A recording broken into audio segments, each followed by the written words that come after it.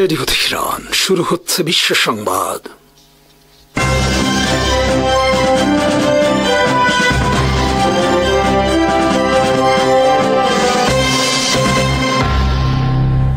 শুরুতেই সংবাদ শিরোনাম।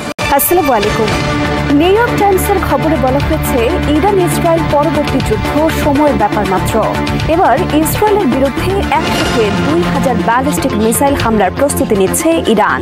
11 বছর পর গাজায় নিহত ইসরায়েলি সেনা কর্মকর্তার লাশ ফেরত দিল হামাস। তেজাস বিমানের জন্য যুক্তরাষ্ট্র থেকে 100 ইঞ্জিন কেনার চুক্তি ভারতের। যুক্তরাষ্ট্রের চাপে S-400 মিসাইল পরিত্যাগ করবে না তুরস্ক।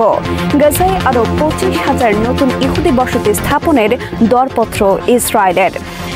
যুক্তরাষ্ট্রের নিউ ইয়র্ক টাইমসের খবরে বলা হয়েছে, আরেকটি ইরান ইসরায়েল যুদ্ধ এখন সময়ের ব্যাপার মাত্র। ইরানের কাছে বর্তমানে পর্যাপ্ত পরিমাণ সমৃদ্ধ ইউরেনিয়াম রয়েছে। তারা দ্রুত অগ্রসর হচ্ছে হাজার হাজার মিসাইল মজুদ গড়ে তোলার লক্ষ্যে। ইরানের লক্ষ্য ভবিষ্যতে ইসরায়েলের সাথে যুদ্ধে একসাথে 2000 মিসাইল হামলা চালানো এবং ইসরায়েলের এয়ার ডিফেন্স সিস্টেম পুরোপুরি লণ্ডভণ্ড করে দেওয়া। রোববার প্রকাশিত এই প্রতিবেদনে বলা হয়েছে, গত জুন মাসের 12 দিনের যুদ্ধের মাধ্যমে ইরানের পারমাণবিক বোমা অর্জন কর্মসূচি ধ্বংস হয়নি। ইসরায়েল এবং যুক্তরাষ্ট্রের হামলায় ইরানের পারমাণবিক স্থাপনা যতটা ক্ষতি হয়েছে বলে মনে করা হয়েছিল ততটা ক্ষতি হয়নি।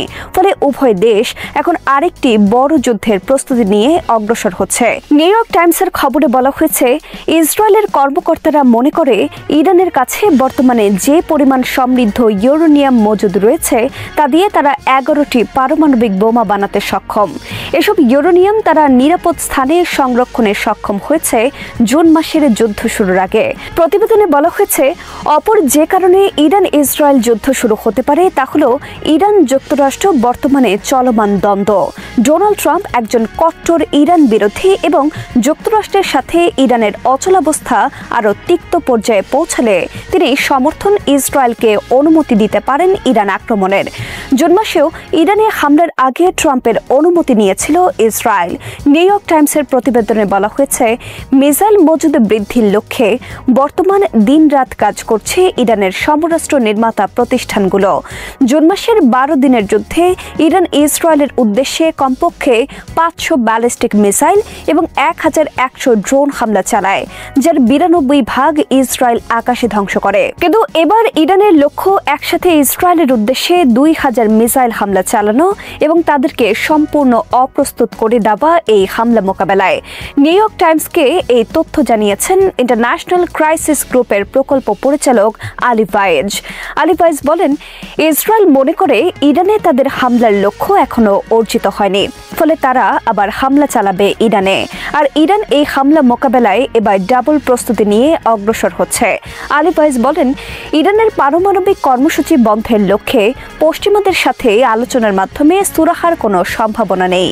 ওয়াশিংটন মাঝে মধ্যে বলে তারা ইরানকে সহযোগিতা করতে চায়, কিন্তু তারা একই সাথে ইরানের বিরুদ্ধে সব ধরনের সহায়তা করে যাচ্ছে জায়নবাদী ইসরায়েলকে। যুক্তরাষ্ট্র সম্পূর্ণ দ্বিমুখী নীতি অবলম্বন করছে ইসরায়েল ইরান ইস্যুতে। ট্রাম্প প্রশাসন চায় ইরান তাদের কাছে পুরোপুরি আত্মসমর্পণ করুক, যে আশা কখনো পূরণ হবে না। তবে যুক্তরাষ্ট্রের সাথে বিরোধ কিভাবে সুরাহা হবে এ বিষয়ে ইরানের কর্মকর্তাদের মধ্যে বিভক্তি রয়েছে। ইরানের অনেক কর্মকর্তা মনে করেন, যুক্তরাষ্ট্রের সাথে আলোচনা করা বৃথা এবং সময় অপচয়। তাদের একমাত্র লক্ষ্য হল ইরানকে ধ্বংস করা, আর এজন্য তারা ব্যবহার করবে ইসরায়েলকে। সুতরাং তাদের সাথে আলোচনা করে কোনো লাভ নেই। ইরানকে নিজেদের অস্তিত্ব রক্ষায় সর্বাত্মক প্রস্তুতি গ্রহণকেই উপযুক্ত পদক্ষেপ বলে মনে করেন অনেক কর্মকর্তা। তাই ইরানের উচিত ইসরায়েলের আরেক দফা হামলা মোকাবেলার উপযুক্ত প্রস্তুতি গ্রহণ। ইসরায়েল বহু বছর ধরে বলে আসছে, ইরানকে তারা কোনো অবস্থাতেই পারমাণবিক বোমার অধিকারী হতে দেবে না। এ লক্ষ্যে তারা যে কোনো সময় ইরানের যে কোনো স্থানে হামলা চালাবে। এক্ষেত্রে তারা যুক্তরাষ্ট্রেরও অনুমতি নেবে না। 11 বছর পর গাজায় নিহত ইসরায়েলি এক সেনা কর্মকর্তার লাশ ফেরত পেল ইসরায়েল আর্মি। শনিবার হামাস ফেরত দিয়েছে ইসরায়েল আর্মির লেফটেন্যান্ট হাদার গোল্ডিনের কফিন। হামাস প্রথমে তাকে রেড ক্রিসেন্টের হাতে তুলে দেয়।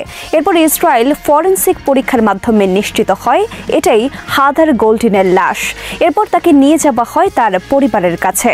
গত শনিবার গাজার একটি টানেল থেকে হামাস উদ্ধার করে ইসরায়েলি সেনার এই লাশ। 2014 সালে হামাস ইসরায়েল যুদ্ধ চলাকালে 1 আগস্ট গাজার রাফায় হামাসের হামলায় নিহত হন তিনি। ওইদিন হামাসের হামলায় আরও বেশ কয়েকজন ইসরায়েলি সেনা নিহত হন এবং তাদের মধ্যে হাদার গোল্ডিনের লাশ জিম্মি হিসেবে নিয়ে যায় হামাস।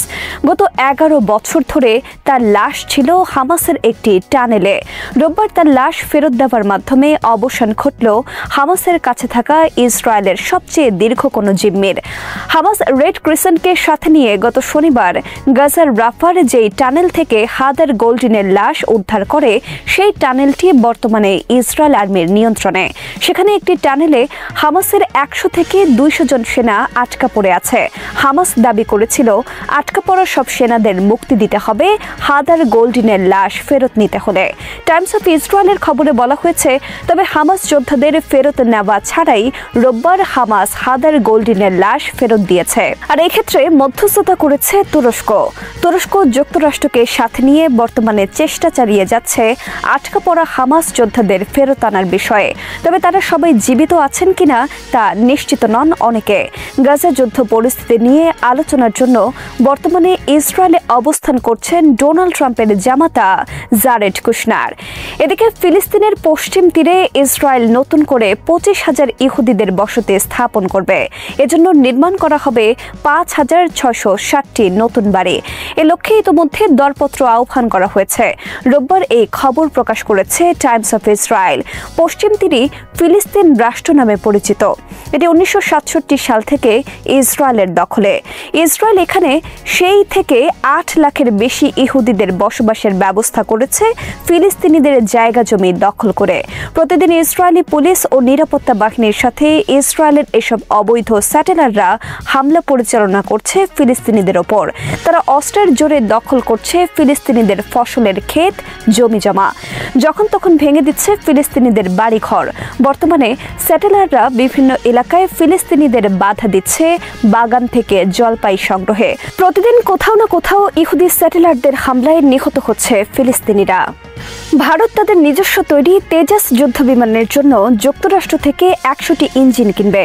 শুক্রবার এই বিষয়ে ভারত চুক্তি করেছে যুক্তরাষ্ট্রের ইঞ্জিন নির্মাতা জেনারেল ইলেকট্রিকের সাথে।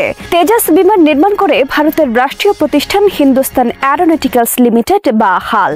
হাল ভারতীয় এয়ারফোর্সের জন্য 97টি নতুন তেজাস যুদ্ধ বিমান সংগ্রহ করবে। এজন্য বাজেট বরাদ্দ করা হয়েছে $7 বিলিয়ন। 2027 সাল থেকে ভারত যুক্তরাষ্ট্র থেকে ইঞ্জিন ডেলিভারি পেতে শুরু করবে। ভারতের হাল তেজাস একটি 4.5 generation multirole supersonic fighter jet. হালকা এবং ছোট এই যুদ্ধ বিমানের রয়েছে air to air, air to surface এবং অ্যান্টিশিপ মিসাইল হামলার ক্ষমতা। যুক্তরাষ্ট্রের চাপে তুরস্ক অকার্যকর করবে না তাদের কাছে থাকা S-400 মিসাইল সিস্টেম। চলতি সপ্তাহে যুক্তরাষ্ট্রের সংবাদ মাধ্যম ব্লুমবার্গ প্রকাশিত এক খবরে বলা হয়েছে, যুক্তরাষ্ট্র এখনও তুরস্ককে চাপ দিয়ে যাচ্ছে রাশিয়ার তৈরি S-400 মিসাইল সিস্টেম পরিত্যক্ত ঘোষণা করার জন্য। কিন্তু আঙ্কারা প্রত্যাখ্যান করেছে ওয়াশিংটনের এই প্রস্তাব। ওয়াশিংটনের প্রতি আঙ্কারা জানিয়েছে তারা বরং এই মিসাইল সিস্টেম যুক্তরাষ্ট্রকে পরিদর্শনের অনুমতি দিতে পারে। এর আগে যুক্তরাষ্ট্র তুরস্ককে প্রস্তাব দিয়েছিল তারা তুরস্কের কাছে থাকা S-400 মিসাইল সিস্টেম কিনে নিতে চায়। কিন্তু রাশিয়ার এই ধরনের মিসাইল সিস্টেম তুরস্কের কাছ থেকে যুক্তরাষ্ট্রকে হস্তান্তরের বিষয়ে কঠোর নিষেধ রয়েছে মস্কোর পক্ষ থেকে। 2019 সালে তুরস্ক রাশিয়ার কাছ থেকে S-400 মিসাইল সিস্টেম সংগ্রহ করে।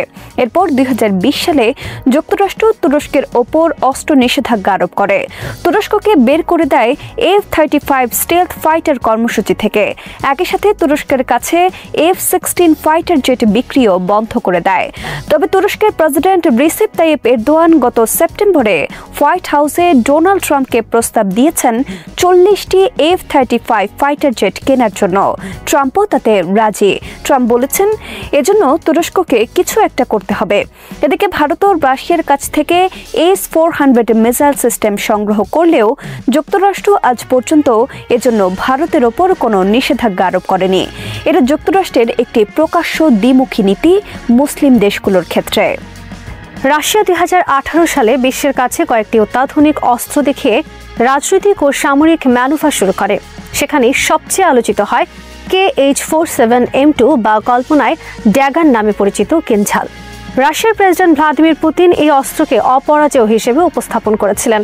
এমন নামকরণের পেছনে ছিল একটি কৌশলগত উদ্দেশ্য, পৃথিবীর প্রচলিত ক্ষেপণাস্ত্র প্রতিরক্ষা ব্যবস্থা যাতে কার্যহীন মনে হয় এমন একটা অস্ত্র বাজারে আনা। কিনঝাল সাধারণ ব্যালিস্টিক মিসাইলের মতো মাঝপথে হাইপারসনিক গতি অর্জন করে এবং এপার ওপার অনেক বৈশিষ্ট্যের সমন্বয় থাকে, যার ফলে এটি উল্লেখযোগ্য হুমকি হিসেবে ধরা পড়ে। কিন্তু বাস্তবে এটি কতখানি কার্যকর তা বোঝার জন্য প্রযুক্তি ব্যবহারের প্রমাণ এবং যুদ্ধক্ষেত্রের বিশ্লেষণ একসাথে প্রয়োজন। হাইপারসনিক বলতে এমন বস্তু বোঝায় যেগুলো ম্যাক 5 বা তার বেশি গতি অর্জন করে। অধিকাংশ ব্যালিস্টিক ক্ষেপণাস্ত্র মাঝপথে এই গতি পায়, কিন্তু যেটা কিনঝালকে আলাদা করে তা হলো এটি এয়ার লঞ্চড, অর্থাৎ একটি ফাইটার জেট থেকে ছোড়ার ফলে শুরুতেই এটি উচ্চ গতির বুস্ট পাওয়া যায়। MiG-31 জাতীয় দ্রুতগামী জেটের উপর থেকে ছোড়ার ফলে মিসাইলটি উচ্চতা ও গতির আশ্চর্য সুবিধা পায় এবং ফলশ্রুতিতে বেশি রেঞ্জে আঘাত করতে পারে। আরও একটি গুরুত্বের বিষয় হলো এর টার্গেটেড গতিপথ। এটি সরল ব্যালিস্টিকভাবে না গিয়ে মাঝে মাঝে ম্যানুভার করে, যার ফলে প্রতিরক্ষা ব্যবস্থা লক করতে কষ্ট হয়। পাশাপাশি রাডারে ধরা পড়া তুলনামূলক কম। তাপ সিগনেচার ও গতিপথের পরিবর্তনের কারণে ইন্টারসেপ্ট করা কঠিন হয়ে পড়ে। এসব মিলিয়ে রাশিয়া কিনঝালকে হাইপারসনিক অ্যারো ব্যালিস্টিক মিসাইল বলে পরিচয় দেয়। কেন রাশিয়া এমন অস্ত্র তৈরি করলো? এর পেছনে কিছু কৌশলগত কারণ ছিল। যুক্তরাষ্ট্র 2002 সালে অ্যান্টি ব্যালিস্টিক ট্রিটি থেকে বেরিয়ে আসার পর থেকে রাশিয়া ভাবতে শুরু করে যে মার্কিন ও ন্যাটো জোটের প্রতিরক্ষা ব্যবস্থা তাদের কৌশলগত সক্ষমতাকে সীমিত করতে পারে। থার্ড প্যাট্রিয়ট বা এইজেস ধরনের সিস্টেমগুলো নির্দিষ্ট টার্গেটে কাজ করে। যদি রাশিয়া এমন কিছু তৈরি করে যা আচমকা দিক বদলে দিতে পারে, দ্রুত গতিতে চলে এবং একের অধিক টার্গেটে আঘাত করতে সক্ষম হয়, তাহলে এসব সিস্টেমকে চ্যালেঞ্জ করা যাবে। বিশ্লেষকরা বলছেন কিনঝাল মূলত 9K-720 ইস্কান্দার M মাটিতে লঞ্চড ক্ষেপণাস্ত্রের সংস্করণ, কিন্তু মাটিতে থেকেও এয়ার লঞ্চড করে দিলে রেঞ্জ বাড়ে, মোতায়েনের ধরন নমনীয় হয় এবং নৌ লক্ষ্যবস্তু আঘাতের সম্ভাবনা বাড়ে। সংক্ষেপে বলা যায় এটা ডিজাইন রাশিয়াকে দ্রুত ও অনিচ্ছাকৃত দিক থেকে আঘাত করার ক্ষমতা দেয়, যা প্রচলিত স্থলভিত্তিক ইস্কান্দার থেকে সম্পূর্ণ আলাদা। কিনঝালের প্রযুক্তিগত কিছু গুরুত্বপূর্ণ বৈশিষ্ট্য হলো দৈর্ঘ্য প্রায় 8 মিটার, ব্যাস প্রায় 1 মিটার, চালিত ওজন প্রায় 4300 কেজি এবং চলমান পেলোড প্রায় 480 কেজি। এটি নিউক্লিয়ার বা সাধারণ উভয় ধরনের বহনক্ষম। রেঞ্জ সাধারণভাবে বলা যায় 1500 থেকে 2000 কিলোমিটার পর্যন্ত, যদিও বিভিন্ন রিপোর্টে কিছু ক্ষেত্রে বেশি রেঞ্জের কথা বলা হয়েছে যখন বড় বাজেটের বিমান যেমন Tu-22M3 ব্যবহার করা হলে। লঞ্চের পর এটি দ্রুত ম্যাক 4-এ পৌঁছে যায় এবং কিছু সময় ম্যাক 10 পর্যন্ত যেতে পারে। এই গতি ও উচ্চমানের কাইনেটিক এনার্জি কংক্রিট বা ভূগর্ভস্থ স্ট্রাকচারের বিরুদ্ধে খুব ধ্বংসাত্মক। কোর প্রযুক্তির মধ্যে আছে সফটওয়্যার ভিত্তিক লক্ষ্য বদলানোর ক্ষমতা। রাশিয়ার কিছু মিডিয়া রিপোর্টে বলা হয়েছে কখনো কখনো মিসাইল মাঝপথে লক্ষ্য পরিবর্তন করতে পারে বা নবায়নকৃত কোঅর্ডিনেট গ্রহণ করে। এই ক্ষমতা থাকলে শত্রুর সিস্টেমকে বিভ্রান্ত করা সহজ হয়। কিনঝাল বহনকারী প্ল্যাটফর্ম হিসাবে MiG-31K ও MiG-31I বেছে নেওয়া হয়। MiG-31 উচ্চগতির ইন্টারসেপ্টর বিমান। এটি উচ্চ বেগে ও উচ্চতায় যেতে সক্ষম, যা মিসাইলকে লঞ্চের সময় বুস্ট দেয়। MiG-31 এর দ্রুতগতির কারণে ক্ষেপণাস্ত্রটি শুরুতেই একটি উচ্চগতির ভেলোসিটি পায়, ফলে রেঞ্জ ও আঘাত ক্ষমতা বৃদ্ধি পায়। 2017 সালে দক্ষিণ রুশ এভিয়েশন বেজে ট্রায়াল শুরু হয়। 2018 সালে কিছু MiG-31 কিনঝাল সহ মোতায়েন করা হয় এবং 2022 সালের মধ্যে কিছু বিমানের স্থায়ী টহল ও কালিনিনগ্রাদে মোতায়েন লক্ষ্য করা যায়। পরে Su-34 জাতীয় বিমানে ব্যবহার করার খবরও আসে, যা প্রমাণ করে রাশিয়া ধীরে ধীরে প্ল্যাটফর্মে বৈচিত্র্য আনছে। রুশ ইউক্রেন সংঘর্ষে কিনঝালের ব্যবহার নিয়ে প্রাথমিক ও ভবিষ্যৎ বিশ্লেষণ দুটোই জোরালো। 2022 সালের মার্চে রাশিয়া দাবি করে যে তারা কিনঝাল ব্যবহার করে ইউক্রেনের ডেলিয়াটিন এলাকায় একটি ভূগর্ভস্থ গোলাবারুদ ডিপো ধ্বংস করেছে। এটাই প্রথমবারের মতো যুদ্ধক্ষেত্রে কিনঝালের ব্যবহার। ভূগর্ভস্থ বা কংক্রিট প্রবিষ্ট স্টোরেজে সাধারণভাবে একটি নির্দিষ্ট ধরনের বোমা বা নর্মাল ক্ষেপণাস্ত্র দিয়ে ধ্বংস করা কঠিন, কিন্তু উচ্চগতির কাইনেটিক এনার্জি ধারণকারী সেই বস্তু সব ধরনের বাধা ভেদ করতে পারে। এরপর 2023 সালে রাশিয়া জানায় Su-34 বিমানের মাধ্যমে কিনঝাল ছোড়া হয়েছে। এমনকি কৃষ্ণ সাগরের আকাশে স্থায়ী টহলে MiG-31 রাখা হয়েছে বলে খবর আসে। এর ফলে দেখা যায় কেবল একটি একক অস্ত্র হিসেবে নয়, কৌশলগত বার্তা হিসেবে কিনঝালের ব্যবহার হচ্ছে উচ্চমূল্যের সীমিত স্টকের অস্ত্র দিয়ে, যা গোপনীয় বা প্রকাশ্যে শক্তি প্রদর্শন করে। তবে বাজারে ও যুদ্ধক্ষেত্রে কিনঝালের অপরাজেয়তা নিয়ে বিতর্ক আছে। ইউক্রেন 2022 সালের মে মাসে দাবি করে যে তারা যুক্তরাষ্ট্রের সরবরাহিত প্যাট্রিয়ট PAC-3 সিস্টেম দিয়ে একটি কিনঝাল ধ্বংস করতে পারে। কিছু ভিডিও ফুটেজেও এই দাবিকে সমর্থন করা হয়। বিশেষজ্ঞরা বলেছেন, যদিও কিনঝাল উচ্চগতির, এটি প্রকৃতপক্ষে একটি এয়ার লঞ্চড ব্যালিস্টিক ক্ষেপণাস্ত্র এবং তার গতিপথের কিছু টার্গেট অনুমানযোগ্য এবং যথাযথ নজরদারি ও ইন্টেলিজেন্স থাকলে প্রতিরক্ষা ব্যবস্থা অ্যালার্ট হয়ে যায়। PAC-3 এবং অন্যান্য আধুনিক ইন্টারসেপ্টর সঠিক পরিবেশে কাজ করলে এমন দ্রুত বস্তু আটকানো সম্ভব। রাশিয়া অবশ্য এই দাবিকে অস্বীকার করে এবং কিছু ক্ষেত্রে অভিযোগ করে যে ইউক্রেন অতিরঞ্জিত রিপোর্ট করেছে। বাস্তবতা হলো, কিছু মিসাইল প্রতিহত হয়েছে, কিছু সফলভাবে লক্ষ্য ধ্বংস করেছে। উভয় ঘটনা ঘটেছে।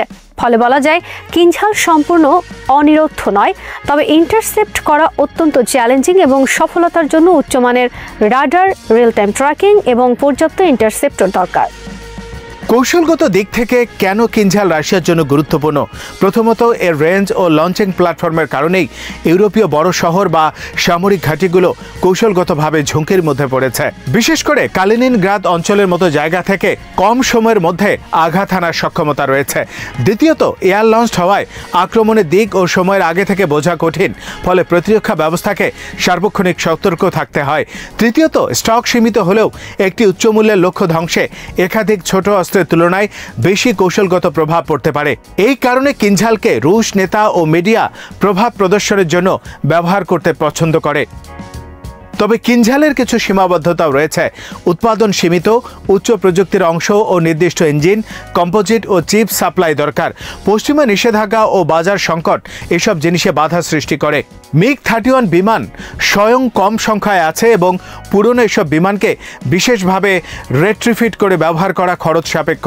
এছাড়া কিনঝাল একটি হাইপারসোনিক গ্লাইড ভেহিকল নয়, অর্থাৎ অ্যাভানগার্ডের মতো ধারাবাহিকভাবে জটিল ম্যানুভারিং করতে পারে না। এটি একটি অ্যারো ব্যালিস্টিক ধরন, যেটি দ্রুত কিন্তু পুরো পথ জুড়ে হাইপারসোনিক গ্লাইডারের চেয়েও কম লুকানো ম্যানুভার করে। সব মিলিয়ে বলা যায় এটি গেম চেঞ্জার হিসাবে পুরোপুরি প্রমাণিত নয়। পশ্চিমা প্রতিরক্ষা বিশ্লেষকরা দেখেছেন যে কিনঝালের ব্যবহার মূলত একটি মানসিক ও কৌশলগত বার্তা বহন করে। ন্যাটো বা ইউরোপের উপর চাপ দেখানো এবং নিজস্ব প্রযুক্তির সক্ষমতা প্রদর্শন করা। একই সময়ে পশ্চিমা দেশের কিনঝালের বিচিত্র ফ্লাইট প্রোফাইল, রাডার ও ইনফ্রারেড ডাটা সংগ্রহ করে ভবিষ্যৎ প্রতিরক্ষা ব্যবস্থা উন্নয়নের কাজে লাগাচ্ছে।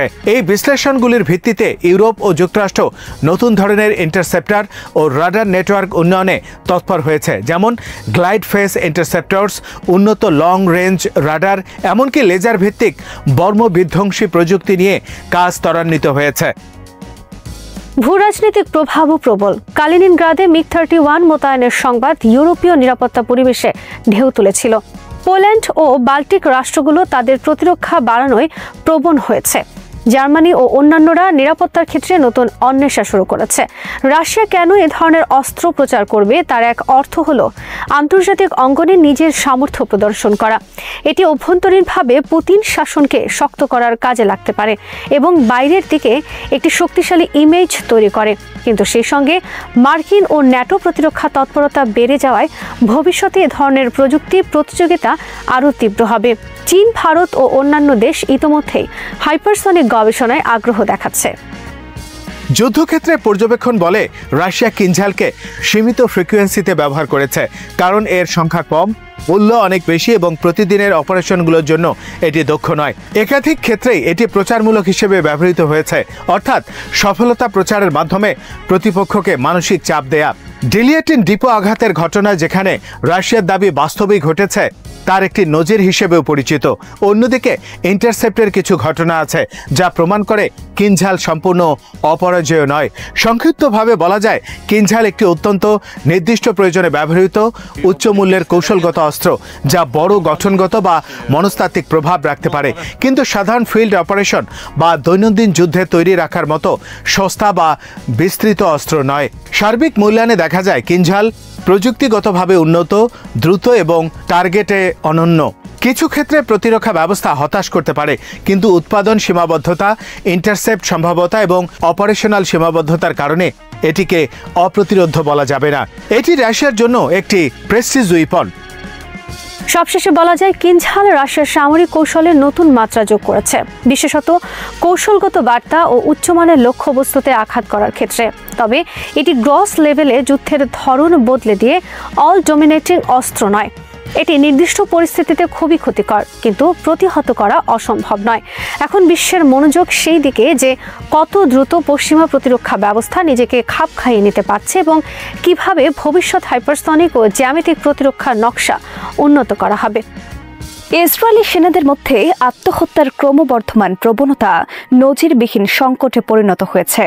ইসরায়েলি সেনাবাহিনীর সাবেক সামরিক অ্যাডভোকেট মেজর জেনারেল ইয়েফাত টোমার ইয়েরুশালামি, যিনি গত সপ্তাহে এক ফিলিস্তিনি বন্দীকে ধর্ষণের ভিডিও ফাঁসের ঘটনায় আটক হবার পর গৃহবন্দিত্ব থেকে মুক্তি পেয়েছিলেন, রোববার সকালে আত্মহত্যার চেষ্টার পর তাকে হাসপাতালে ভর্তি করা হয়েছে।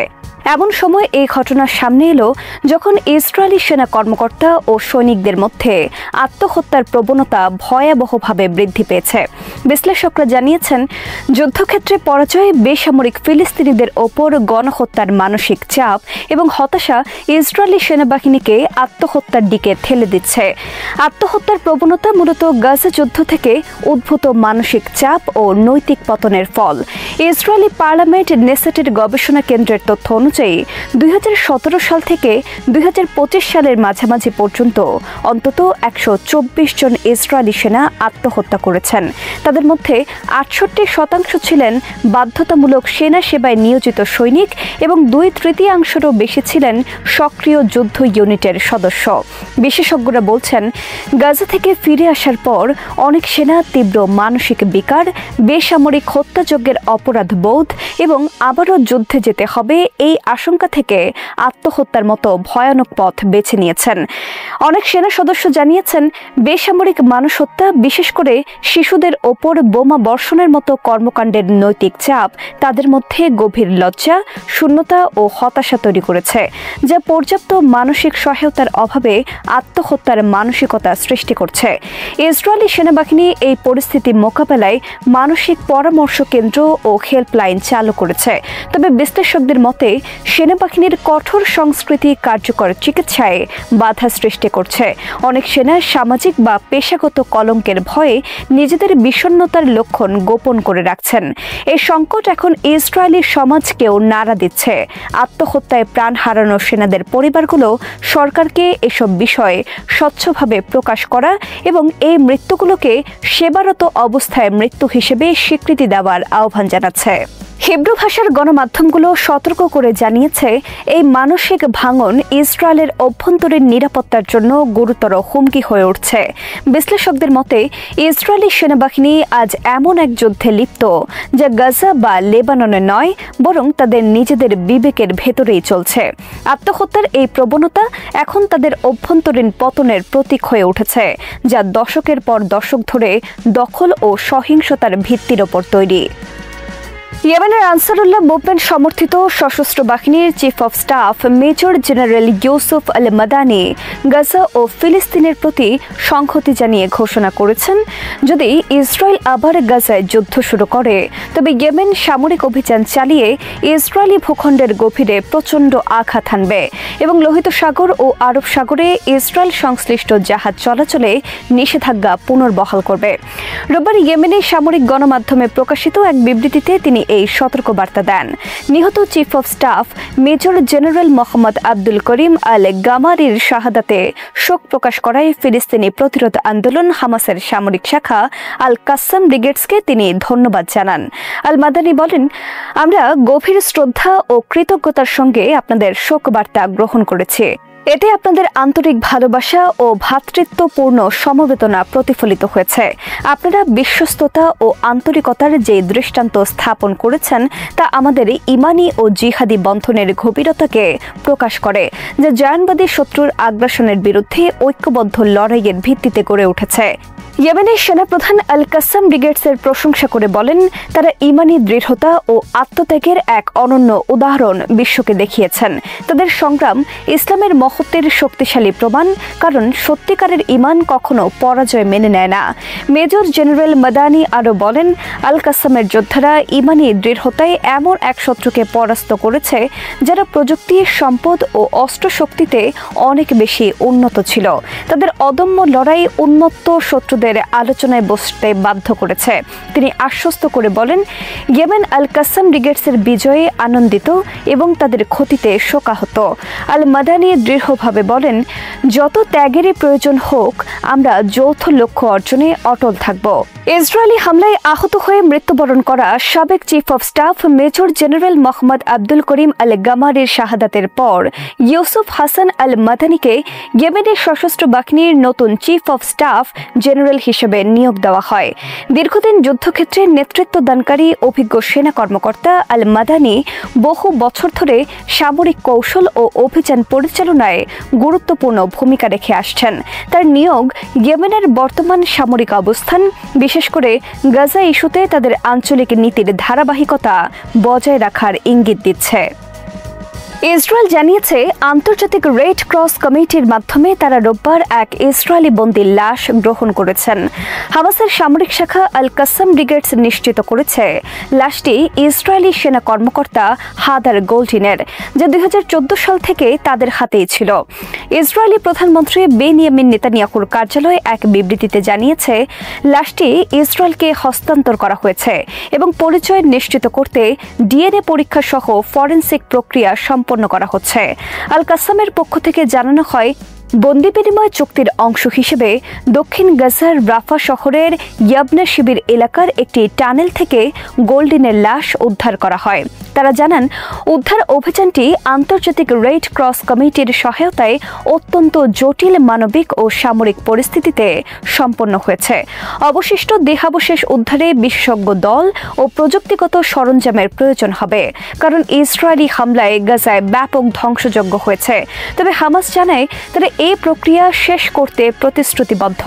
হাদার গোল্ডিন 2014 সালের অগাস্টের শুরুতে 23 বছর বয়সে অপারেশন প্রোটেক্টিভ এইজ অভিযানে নিহত হন।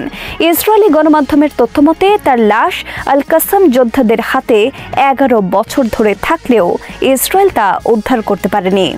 এর আগে রোববার এক বিবৃতিতে আল কাসাম বলেছে, রাফায় তাদের যোদ্ধাদের সঙ্গে ইসরায়েলি সেনাদের সংঘর্ষের পুরো দায় ইসরায়েলি বাহিনীর ওপর বর্তায়। তারা সাফ জানিয়েছেন, সেখানে আটকে পড়া তাদের যোদ্ধারা কোনো পরিস্থিতিতেই আত্মসমর্পণ করবেন না। এমন সময়ে বিবৃতি দেওয়া হলো যখন রাফায় বর্তমানে 2 শতাধিক হামাস যোদ্ধার অবস্থান নিয়ে সংবেদনশীল আলোচনা চলছে। বিভিন্ন আন্তর্জাতিক সংবাদ মাধ্যম, বিশেষ করে মার্কিন সংবাদ মাধ্যম এক্সিওস জানিয়েছে, হাদার গোল্ডিনের লাশ হস্তান্তরের বিষয়টি ওই যোদ্ধাদের নিরাপদে সরে যাবার আলোচনার সঙ্গে যুক্ত। হামাস যোদ্ধারা বর্তমানে রাফার এমন এলাকায় অবস্থান করছেন যা ইয়েলো লাইনের ভেতরে, অর্থাৎ ইসরায়েলি সেনাদের প্রত্যক্ষ নিয়ন্ত্রণে। হামাস তাদের বিবৃতিতে মধ্যস্থতাকারীদের উদ্দেশ্যে বলেছে, তাদের এমন সমাধান খুঁজতে হবে যা যুদ্ধবিরতি বজায় রাখবে, উত্তেজনা বাড়তে দেবে না এবং দখলদার বাহিনী যেন এই ঘটনাকে নতুন আগ্রাসনের অজুহাত হিসেবে ব্যবহার করতে না পারে। সংগঠনটি সতর্ক করে বলেছে, যুদ্ধবিরতি ভঙ্গ হলে তার পূর্ণ দায় ইসরায়েল সরকারের ওপর বর্তাবে। আল কাসাম কাসাম আরও জানায়, তাদের অভিযানে আত্মসমর্পণ বলে কোনো শব্দ নেই। রাফার যোদ্ধারা বর্তমানে শত্রু নিয়ন্ত্রিত এলাকায় আত্মরক্ষামূলক অবস্থানে আছেন, তবে তারা কখনো আত্মসমর্পণ করবেন না। ইসরায়েলের সংবাদ মাধ্যম ইয়েদিওথ আহরোনথ লিখেছে, ইসরায়েল হাদার গোল্ডিনের লাশ ফেরতের বিষয়টিকে অত্যন্ত গুরুত্বের সঙ্গে বিবেচনা করছে। এই লাশের বিনিময়ে আটকে পড়া হামাস যোদ্ধারা শেষ খবর পাওয়া পর্যন্ত নিরাপদে ফিরে আসার সুযোগ পাননি। মার্কিন প্রেসিডেন্ট ডোনাল্ড ট্রাম্প আশাবাদ ব্যক্ত করেছেন, সৌদি আরব শিগগিরই ইসরায়েলের সঙ্গে সম্পর্ক স্বাভাবিক করবে। এ নিয়ে আলোচনার জন্য চলতি মাসে সৌদি যুবরাজ মোহাম্মদ বিন সালমান, সংক্ষেপে MBS, ওয়াশিংটন সফরে যাচ্ছেন। তবে আলোচনার সংশ্লিষ্ট কিছু সূত্র রয়টার্সকে জানিয়েছে, হোয়াইট হাউসের আলোচনায় তেমন কোনো ফল নাও আসতে পারে। রিয়াদ ওয়াশিংটনের কাছে স্পষ্ট বার্তা দিয়েছে, ইসরায়েলের সঙ্গে সম্পর্ক স্বাভাবিক করার বিষয়টি তখনই বিবেচনা করা হবে যখন স্বাধীন ফিলিস্তিন রাষ্ট্র প্রতিষ্ঠার জন্য একটি স্পষ্ট রূপরেখা ও সময়সূচি নির্ধারিত হবে। রিয়াদের এই অবস্থান যুক্তরাষ্ট্রকে কূটনৈতিকভাবে জানানো হয়েছে বলে রয়টার্সকে জানিয়েছেন উপসাগরীয় দুই কূটনীতিক সূত্র। সূত্রগুলো জানিয়েছে, কোনো ভুল বার্তা বা বিভ্রান্তি এড়াতে সৌদি আরব ও যুক্তরাষ্ট্রের মধ্যে অবস্থানগত সামঞ্জস্য নিশ্চিত করা হচ্ছে, বিশেষ করে 18 নভেম্বর হোয়াইট হাউসে অনুষ্ঠেয় বৈঠকের আগে। সাবেক মার্কিন জাতীয় গোয়েন্দা কর্মকর্তা জোনাথন প্যানিকভ বলেন, MBS একটি বিশ্বাসযোগ্য ফিলিস্তিন রাষ্ট্র প্রতিষ্ঠার নকশা ছাড়া এখনই সম্পর্ক স্বাভাবিক করার দিকে এগোবেন না। তিনি মনে করেন, সৌদি যুবরাজ বৈঠকে ট্রাম্পকে স্বাধীন ফিলিস্তিন রাষ্ট্র গঠনের বিষয়ে স্পষ্ট ও প্রকাশ্য সমর্থন দিতে চাপ দেবেন। রয়টার্স বলেছে, এই পরিস্থিতিতে রিয়াদ এখন ইসরায়েল প্রসঙ্গকে পাশ কাটিয়ে ট্রাম্পের সঙ্গে আলোচনায় প্রতিরক্ষা সহযোগিতা ও বিনিয়োগের বিষয়টিকে অগ্রাধিকার দিচ্ছে। আলোচনায় ইসরায়েলের সঙ্গে সম্পর্ক স্বাভাবিক করার মতো রাজনৈতিকভাবে সংবেদনশীল ইস্যু যাতে মূল আলোচনাকে ছাপিয়ে না যায় সে বিষয়েও সতর্ক অবস্থান নিচ্ছে সৌদি নেতৃত্ব। সফরের সময় দুই দেশের মধ্যে একটি গুরুত্বপূর্ণ প্রতিরক্ষা চুক্তি স্বাক্ষরিত হবে বলে ধারণা করা হচ্ছে। প্রথমবারের মতো ইরানের বন্দরে পৌঁছালো রাশিয়ার একটি মালবাহী ট্রেন। মস্কোর 900 কিলোমিটার দূরের এক স্টেশন থেকে 12 দিন ধরে চালিয়ে গত 8 নভেম্বর ট্রেনটি প্রবেশ করে রাজধানী তেহরানের কাছে অবস্থিত আপ্রিন ড্রাই পোর্টে। পুরো মধ্য এশিয়ার উপর দিয়ে আসতে ট্রেনটিকে পাড়ি দিতে হয়েছে প্রায় 4000 কিলোমিটার পথ। পশ্চিমাদের বিরুদ্ধে অর্থনৈতিক পাল্টা চাল দিয়ে বসে থাকতে নারাজ ইরান, তাই রাশিয়াকে সঙ্গে নিয়ে একটি লাভজনক ট্রানজিট রুট বাস্তবায়নের চেষ্টা করছে তেহরান। পণ্য বহনকারী ট্রেনটির 62টি কন্টেইনারে ছিল কাগজের তৈরি বিভিন্ন পণ্য ও পাল্প। ইরানি রাষ্ট্রীয় সংবাদ সংস্থা ইরনা জানিয়েছে, ভূরাজনৈতিক দিক থেকে এমন আন্তঃসীমান্ত পরিবহনের গুরুত্ব অনেক গভীর। রাশিয়া ও ইরান কেবল দ্বিপাক্ষিক বাণিজ্যই বাড়াচ্ছে না, বরং একই সঙ্গে তারা গড়ে তুলছে নতুন করিডোর। পশ্চিমাদের লাগাতার অবরোধ ও ক্রমবর্ধমান অর্থনৈতিক চাপে এখন জর্জরিত ইরান ও রাশিয়া। তেল বাণিজ্য থেকে শুরু করে আন্তর্জাতিক বাজারে মস্কো ও তেহরানকে পোহাতে হয় চরম ভোগান্তি। এমন সীমাবদ্ধতার মধ্যে মিত্র দুই দেশই খুঁজছে বিকল্প পথ। নতুন এই রুট ব্যবহার করে রাশিয়া তার তেল, গ্যাস, ধাতু ও শিল্পপণ্য দক্ষিণের বাজারে পাঠাতে পারবে পশ্চিমা বন্দর এড়িয়ে। মস্কো থেকে ইরান হয়ে পণ্য পৌঁছাতে পারবে পারস্য উপসাগর, ভারতীয় মহাসাগর, এমনকি ভারতের দিকেও। রুশ রেল সংস্থার একজন শীর্ষ কর্মকর্তা জানিয়েছেন, মস্কো থেকে বন্দর আব্বাস রুটে পণ্য পরিবহনে অনেক সময় ও খরচ লাগত, কিন্তু নতুন রুটের কারণে অনেকাংশেই কমবে ট্রানজিটের সময়। আমদানি রপ্তানি সুবিধার পাশাপাশি ট্রানজিট রুটের কৌশলগত সুযোগ নিতে চায় ইরান। মধ্যপ্রাচ্য ও সেন্ট্রাল এশিয়ার বাণিজ্য নেটওয়ার্কে শক্ত অবস্থান গড়তে পারলে তেহরানের জন্য খুলে যাবে বছরে কোটি ডলার আয়ের নতুন দরজা। এই ধরনের ফ্রেট ট্রেন রুট দক্ষভাবে চালাতে পারলে ইরান অনেকাংশেই পুষিয়ে নিতে পারবে নিষেধাজ্ঞার ক্ষয়ক্ষতি। ইরানি রেলওয়ের উচ্চপদস্থ এক কর্মকর্তা বার্তা সংস্থা ইরনাকে জানিয়েছেন, শুধু রাশিয়া থেকেই নয়, চলতি বছরের জুনে চীন থেকেও আপ্রিন ড্রাই বন্দরে এসেছে বেশ কিছু পণ্যবাহী ট্রেন। ভূরাজনৈতিক দিক থেকে রেল রুটটি মূলত বহু প্রতীক্ষিত ইন্টারন্যাশনাল নর্থ সাউথ ট্রান্সপোর্ট করিডোরের একটি গুরুত্বপূর্ণ অংশ। এই রুটের কারণে বদলে যেতে পারে ইউরোপ ও মধ্যপ্রাচ্যের পুরনো বাণিজ্য মানচিত্র। পশ্চিমাদের সবচেয়ে বড় ক্ষতি হবে তাদের কৌশলগত কার্যত নিয়ন্ত্রণ হারানো। অনেক বছর ধরে ইউরোপ থেকে দক্ষিণ এশিয়া পর্যন্ত বাণিজ্য মূলত সুয়েজ খাল ও ভূমধ্য সাগর হয়ে নিয়ন্ত্রিত হচ্ছে। নতুন রেল সংযোগ ভেঙে দেবে সেই নির্ভরতা। ইউরোপ যদি রাশিয়ার গ্যাস ও তেল না কেনে, সেক্ষেত্রে ইরান, ভারত এমনকি আফ্রিকার দিকে ব্যবসা সরিয়ে নেবে মস্কো। এতে করে অনেকাংশে হ্রাস পাবে পশ্চিমা নিষেধাজ্ঞার কার্যকারিতা।